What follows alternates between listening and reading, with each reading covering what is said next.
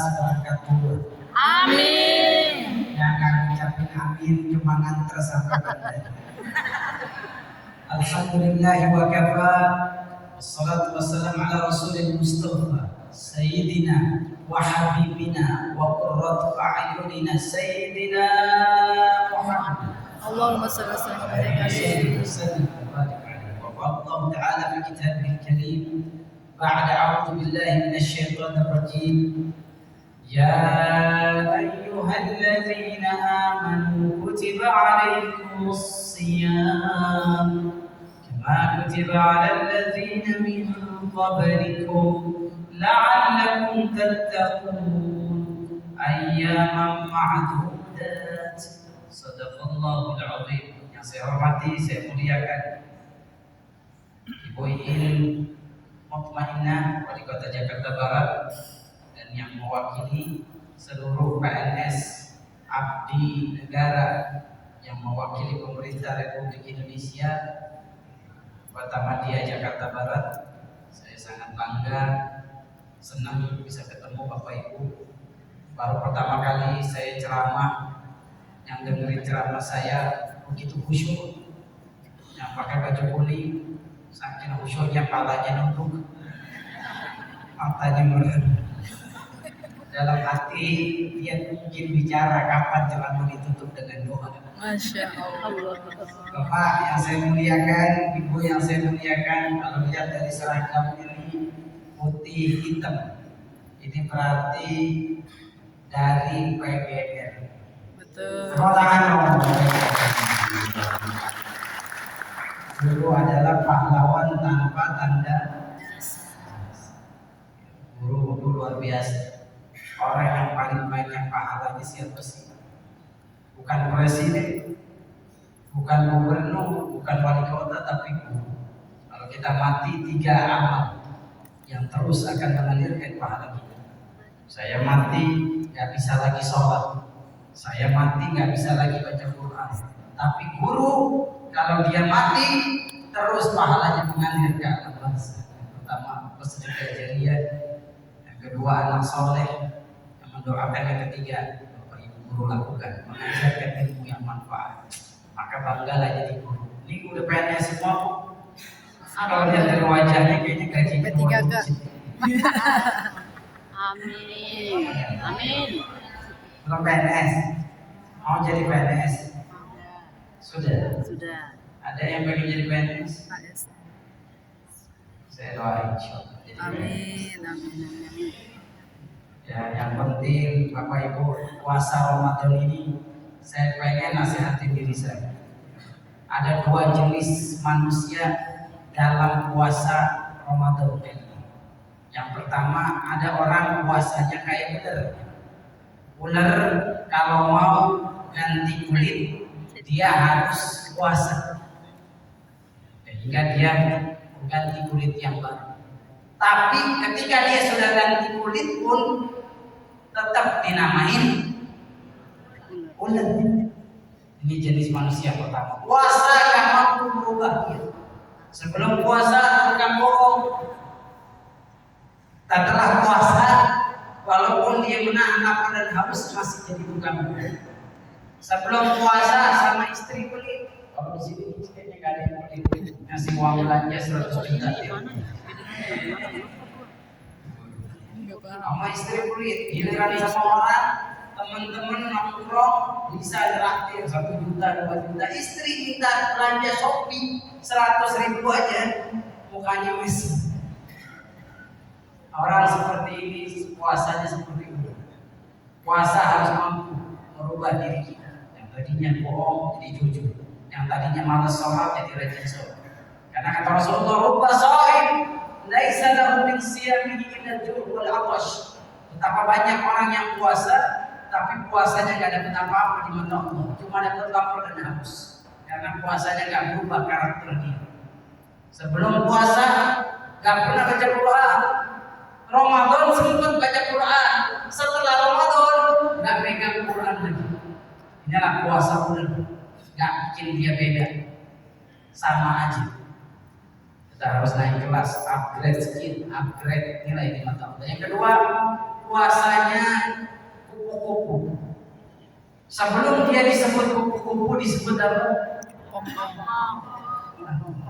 Ular. Ular yang rajin itu.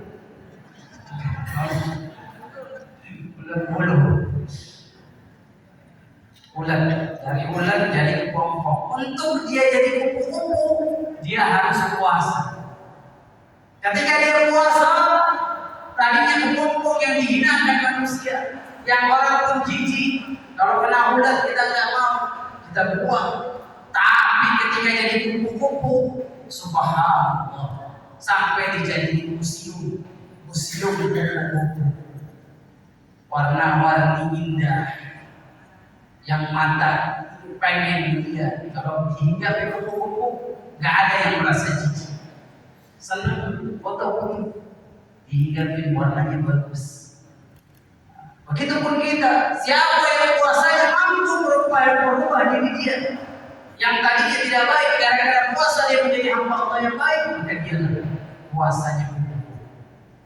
Pertanyaan saya, mau jadi puasa kupu-kupu apa puasa benar? Insya Allah. Mau dengerin ceramah dapat duit? Dua-duanya. Ya. Oke, saya kasih duit. Nah, dulu deh, ya dulu. Dalam banget. Jangan boleh bohong. Dalam banget. Sambil nunggu duit kita zikir dulu. Siapa tahu yang zikir dapat duit. Subhanallah. Alhamdulillah. Wa la ilaha illallah. Allahu akbar. Wala haula wala quwwata illa billahil aliyyil azim. Subhanallah. Siapa yang mau duit? Oh saya. Ustaz. Mau duit. Pak Amin, tepuk tangan loh. Ada guru, insya Allah. Pengen hadiah apa dari saya? Umroh. Oh, minta hadiah saya boleh beli. Minta hadiah aja 25 juta. Siapa Pak Amin? Ya, benar mau umroh. Kenapa pengen umroh? Kenapa nggak mau duit? Saya pengen jalan ke makam Rasulullah, Ustaz. Insya Allah. Nah, bulan Juni saya berangkatin. Amin.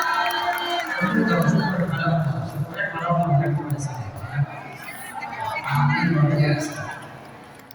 Kenapa Ustaz kasih berani umrohin? Karena alhamdulillah Ramadan ini disebutnya bulan dua manusia, para anak yatim dan para ustaz. Betul. Ya umrohin. Ini amplop dari TV One langsung kasih beliau. Terima kasih ya, Ustaz, Masya Allah. Pengen ziarah ke makam Rasul. Ya udah dapat umroh, ngapain di sini lagi? Bicara. Betul dong. Pahamin ya. Nanti dihubungin sama tim saya, namanya Zenda. Ya, ada Sugeng, ada Pak Surya, tim saya minta datanya Pak Amin. Bulan Juni berangkat. Insya Allah. Berangkatnya bukan saya, Allah. Ya, karena saya senang kalau udah lihat baju PGRI, saya jatuh cinta. Saya ingat sama guru-guru saya di pesantren, ingat sama guru-guru SD saya, SMP saya. Saya bisa begini bukan karena saya hebat, bukan karena saya pintar. Yang lebih bagus ceramahnya banyak, ya, yang lebih ganteng juga mungkin banyak. Tapi kenapa sampai hari ini eksis di dalam dunia dakwah? Karena doa ikhlas para guru saya. Innama tunsaruna bi du'aihim wa ikhlasin, kata Rasulullah. Kalian ditolong Allah karena doa orang kepada kalian. Karena kalian kita ditolong Allah itu karena doa orang lain. Maka saya doakan insya Allah yang hari ini punya utang, saya doakan sebelum keluar Masjid As-Sahara utangnya lunas. Amin. Kayaknya yang aminnya kencang udah ditanggung. Siapa amin? Alhamdulillah bisa kita nasuci guru SD, SMP, SMA. Guru SD di Tambora, Pak Ustaz. Pak SD negeri. SD negeri. Wali kelas. Guru agama. Astagfirullah. Wah, semangat itu. Wah, semangat itu. Tadi mau haji apa? Pengen ziarah di makam Nabi Muhammad Sallallahu Alaihi Wasallam. Sudah punya paspor? Sudah, cuma udah mati. Cara nginep ini gimana? Ada imigrasi. Imigrasi bawa lagi dia paspor lamanya. Foto lagi. Habis foto paspornya kasih ke saya ya. Insyaallah bulan Juni 2026 berangkat insyaallah. Nanti mau sekolah. Bulan Juni ibu sekolah. Iya. Siapa amin boleh duduk lagi amin. Ini keringetan boleh. Boleh Pak Amin boleh duduk amin. Takbir. Allahu Akbar. Kalau pengen hajat kita dikabulin, dosa kita diampuni, seluruh kegelisahan kita Allah ganti jadi kebahagiaan, resepnya satu. Banyak baca Al-Quran. Kenapa hari ini orang banyak yang cemas? Kena anxiety, saya baca data Indonesia lebih dari 2 juta orang kena penyakit yang namanya anxiety, kecemasan dunia. Seolah-olah dia kayak mati. Itu penyakit bahaya. Apa kata Allah Azza wa Jalla? Berarti orang ini kurang zikir. Orang ini kurang mengingat Allah. Dalam Quran surat Al-Baqarah ayat 28 Allah berfirman, "Ada dzikrillah tatma'innul qulub."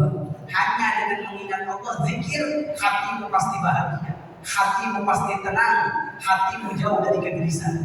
Dan zikir yang paling hebat apa? Zikir yang paling hebat adalah baca Al-Quran. Itu kesepakatan para ulama. Afdhalul zikri qiraatul Quran. Zikir yang paling terbaik mata Allah adalah ketika engkau membuka mushaf Al-Quran dan engkau membacanya. Bismillahirrahmanirrahim. Yasin wal Qur'anil Hakim. Innaka laminal Mursalin. Kalau ngaji Pak sama menghafal Quran, saya ngaji itu bisa dilanjutin. Kita lanjutin lagi. Idza waqa'atil waqi'ah. Laisa liwaqatiha kazibah. Masya Allah. Wah, semangat. Masya Allah. Ar-Rahman. Allamal Quran. Mama nih, bapak-bapaknya nggak mau lanjutin. Ya, tabarakalladzi biyadihil mulku Wa huwa ala kulli syai'in qadir. Alif Lam Ra. Tilka ayatul kitabil mubin. Kenapa bisa hafal? Karena biasa. Jadi nggak ada istilahnya orang nggak hafal Quran. Kita pasti jadi hafal Quran. Ada seorang insinyur di Saudi Arabia, kerjaannya dengerin murotal. Dia nggak hafal Quran, dia bukan anak pesantren, bukan anak pondok, tapi hafal 30 juz Quran dan dia seorang arsitek. Apa ditanya, apa resepnya apa? Saya dengerin aja itu Quran, saya ulang-ulang di telinga saya. Tabarakalladzi, dia ulang terus ratusan kali. Hafal Quran 30 juz. Jadi siapa di antara kita yang nggak mau hafal Quran? Mereka yang nggak mau baca Quran, mendengarkan Al-Quran, memahami isi Al-Quran dan mengamalkan isi Al-Quran. Saya punya kisah Pak. Ini dahsyat banget Quran. Quran ini obat dari segala macam penyakit.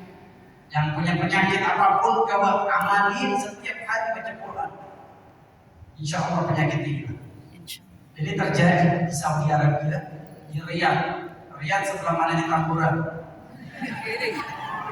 Ya, di Saudi, ibu kota Arab Saudi. Ini suami dia bawa istrinya lagi hamil 5 bulan. Lagi hamil. Orang Arab itu kalau naik mobil senangnya ngebut, nggak ingat kalau di mobil ada rem.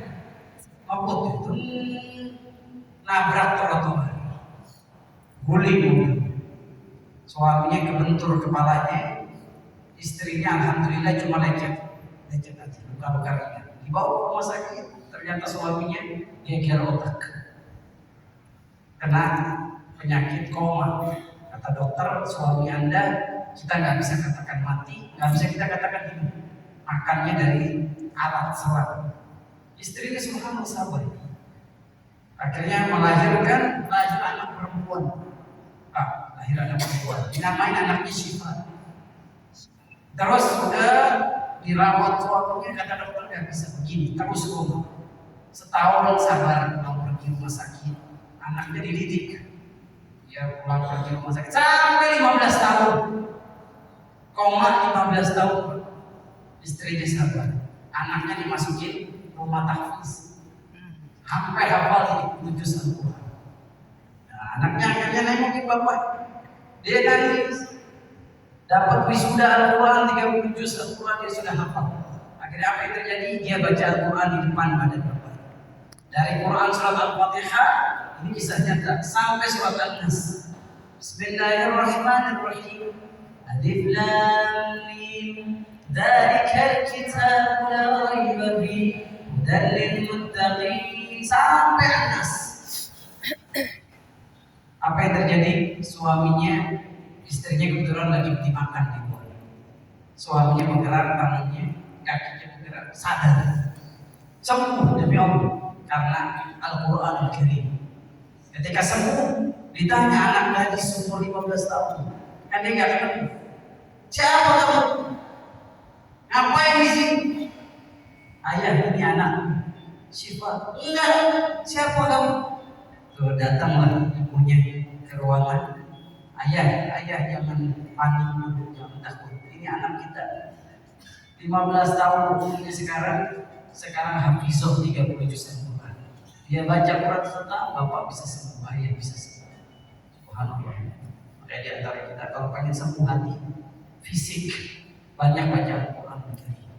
Imam Ibnu Qayyim Al-Jauziyah satu saat kepalanya pusing. Apa yang terjadi, Bu? Dia minum air, dia ambil air, dia baca surat Al-Fatihah. Habis baca surat Al-Fatihah, dia minum sembuh. Jadi Al-Quran itu bukan hanya obat hati, obat jasad, fisik, jasmani. Allah berfirman, "Wa nunazzilu minal Qur'ani ma huwa shifaa'un wa rahmatun lil mu'minin, wa la yaziduz zalimina illa khasara." Kenapa bangsa ini tidak dimuliakan Allah? Karena bangsa ini tidak memuliakan Al-Quran. Katanya negeri paling kaya, apapun ada di sini, nikel, tambang, emas, segala macam. Tapi kenapa ada rakyat NTT yang untuk beli buku tulis saja nggak punya uang untuk beli, akhirnya anak tersebut meninggal. Karena tidak ada keberkahan Al-Quran di negeri kita. Tanya sama anak-anak SMA negeri kita, wahai guru-guru PGRI di sini, bisakah Anda baca Al-Quran? Tanya kepada mahasiswa kita S1, S2, S3, sudahkah Anda bisa baca Al-Quran? Ibu bapak kalau mendengar catatan dari Kementerian Agama, 87% umat Islam nggak bisa baca Al-Quran. Jadi jangan heran kenapa Allah nggak berkahi negeri ini, karena negeri ini jauh dari Al-Quran. Dalam Quran surat Al-Furqan ayat 30, Rasulullah pernah mengeluhkan tentang keadaan umat Islam akhir zaman. Apa kata Nabi Muhammad? Wa qala ar-rasul ya Rabbi inna qaumi ittakhadhu hadzal Qur'ana mahjura. Ya Allah, kaumku umatku akan jauh dari Al-Quran. Saya mau nanya, benar ya? Dulu Islam pernah memimpin dunia 700 tahun di Andalusia, Eropa, Spanyol, Portugal. Dulu Islam pernah menguasai 100% Eropa melalui khilafah Utsmaniyah karena Quran. Khalifahnya hafal Quran, menterinya hafal Quran, sampai tingkat bawah yang mengamalkan Quran dalam bernegara. Sekarang kita lihat Al-Quran cuma dipakai buat sumpah ketika di pengadilan. Hakimnya nggak bisa baca Quran, umatnya nggak bisa baca Quran. Bagaimana kita mau diberkahi Allah Subhanahu Wa Taala? Sementara satu-satunya sumber keberkahan hidup kita adalah dengan dekat dengan Al-Quran. Contoh, ibu kalau nyari mantu ada dua yang mau melamar anak ibu. Satu kaya tapi nggak bisa baca Quran, yang dua miskin tapi hafal Quran. Yang dipilih jadi mantu yang mana? Jujur. Yang satu datang ke rumah ibu, Ahmad Syahroni, anggota DPR, yang nggak bisa baca Quran tapi duitnya luar biasa. Punya Lamborghini, punya Ferrari, dia punya segala macam. Ibu baru ngelamar datang, seserahannya 2 miliar. Bu, saya suka sama putri ibu, saya mau kawin. Terus ada datang lagi guru PGRI Pak Amin, gabung di KKG, kelompok guru agama, naik motor Astra saya tahun 1980.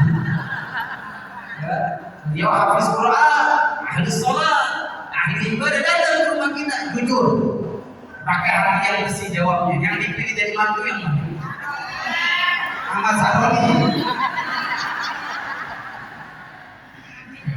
Gimana mau berkah rumah tangganya nggak dibangun di atas Quran? Coba saya mau tanya di sini, kalau anak itu mau ke sekolah, pernah nggak sebelum ke sekolah baca Quran? Sebelum istri kita ke pasar, sebelum suami kita ke kantor, yang suami istri anak baca Quran selebar sebelum. Pernah nggak kita amal? Tanya diri sendiri, termasuk saya. Kita kadang-kadang main pergi. Gak peduli anak kita gak baca Quran, gak peduli istri kita gak baca Quran, gak peduli suami kita baca Quran. Duit. Akhirnya berkahan hilang dari hidup kita. Saya ketemu seorang ustaz di Pangkal Pinang, Bangka Belitung. Beliau punya anak 9. Kerajaannya gak jelas. Hari ini bisa dapat job, besok ada job. Tapi anak-anaknya hafiz Quran semuanya. Ada yang pesantren di Gontor, ada yang kuliah di Madinah, kuliah di Mesir. Saya kalau melihat beliau, saya aja pusing. Ini ustaz kerjanya apa? Ceramah doang yang dikasih 100.000, 200.000. Tapi anak-anaknya jadi orang-orang hebat. Saya baru di situ mikir. Ada orang mungkin dia kaya raya, tapi anaknya jadi pecandu narkoba. Ada orang jadi pejabat, jadi gubernur, jadi wali kota, anaknya berzina dengan siapapun. Karena apa? Nggak ada keberkahan. Maka yuk kita kembali kepada Al-Quran. Negeri ini kita pengen kembalikan kepada kejayaan Islam zaman Khalifah Ar-Rasyidin, dinasti Umayyah, dinasti Abbasiyah, Utsmaniyah. Dengan cara apa? Pemimpinnya mengamalkan nilai Quran dalam kehidupan sehari-hari. Belum pernah kita dengar Presiden Republik Indonesia yang hafal Quran dari zaman Soekarno sampai hari ini. Belum pernah kita dengar. Tapi insya Allah lewat kajian kita hari ini, nuzul Quran kita hari ini Jakarta Barat, insya Allah 10 tahun lagi kita punya presiden yang menghafal Quran. Takbir! Allah! Jihad siapa? Saya banyak yang nanya, Pak Ustaz kasih tolong kasih respon perang lawan Amerika. Apa jawaban saya? Gak usah ikut-ikutan. Kita doain Israel kalah, Amerika kalah, biar Palestina bisa merdeka. Satu-satunya negara yang berani sama Israel cuma Iran. Ya, yang lainnya pada di bawah pihaknya Amerika, pada ikutan BOP, World of Peace, orang Palestina tidak ada di situ. Suruh bayar 17 miliar, suruh bayar 17 triliun, kan 1 miliar dolar. 17 triliun, saya mau nanya, kalau 17 triliun Pak dibeli kilo?